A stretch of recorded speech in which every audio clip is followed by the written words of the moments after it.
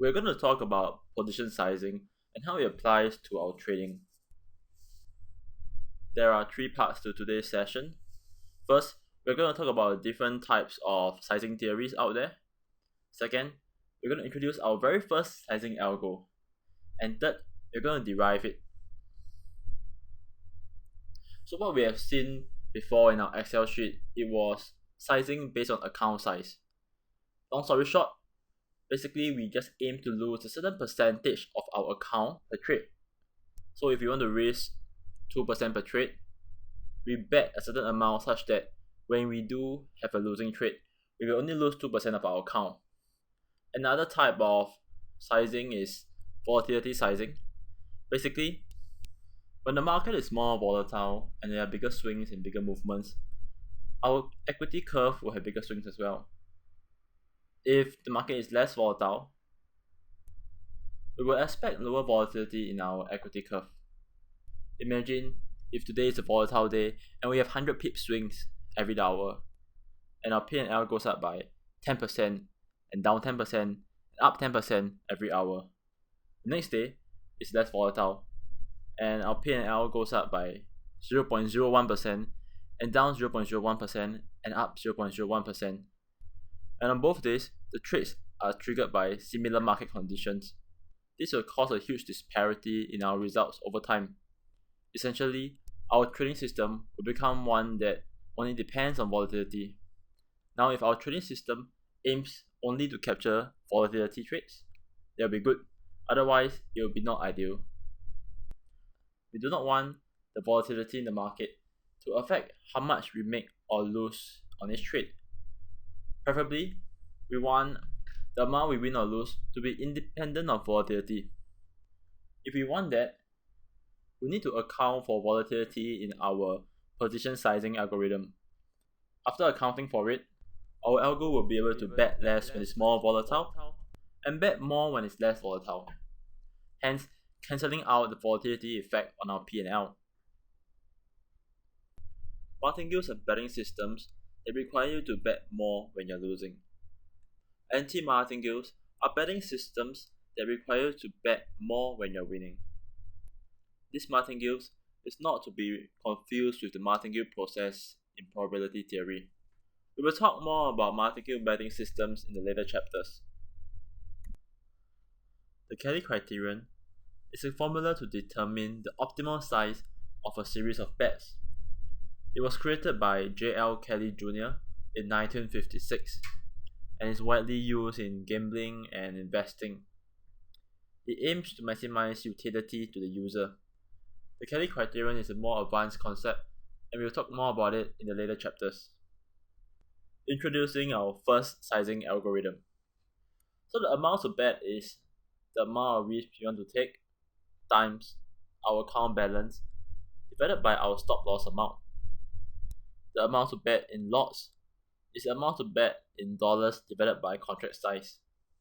So the formula will become the risk you want to take times account balance divided by stop loss amount times contract size. Here is an example. Let's say that our account size is $10,000, our stop loss is 20 pips, and we want to risk 1% per trade. Therefore, based on our formula, the amount we should bet is $50,000. And we know that each standard contract is $100,000. Therefore, the amount we should bet in lots will be 0.5 lots. Take a minute to think about how this works, and we will look at the derivation in the next part.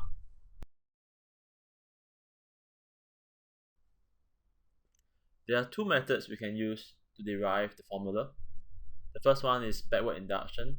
The second one is to use correlation. Using backward induction, we work backwards to find out how much we should bet in order to reach a certain amount. So let's say, using this example, we know that betting one lot is worth $10 per pip. So if our stop loss is 20 pips, we're going to lose $200 per lot. Let's say that we want to risk 1% of our account balance, and our account balance is $10,000. Therefore, 1% is $100. If we bet one lot, we are going to lose $200. Hence, we should bet 0.5 lots. So this 0.5 is derived from 100 divided by 20 times 10.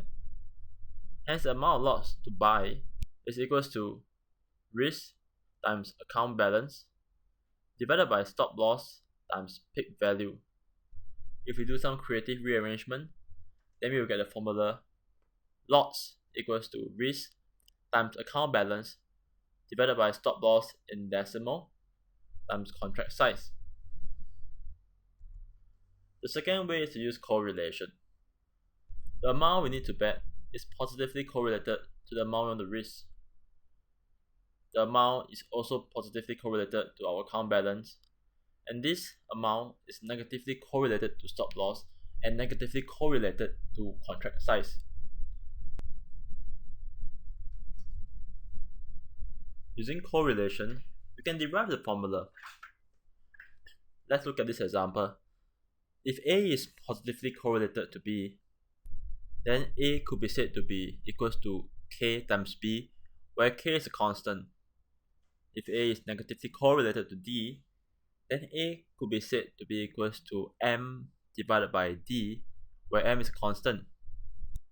Therefore, we know that the amount to buy is positively correlated to two variables and negatively correlated to two variables. So our formula should look something like A equals to B times C in the numerator divided by D times E in the denominator, and all of that times N, where N is a constant. With that, we will end up with lots equals to risk times account balance divided by stop loss in decimal times contract size. Before we end this session, let us leave you with a quote of the day. Good sizing methodology cannot make a bad robot good, but bad sizing methodology will make a good robot bad.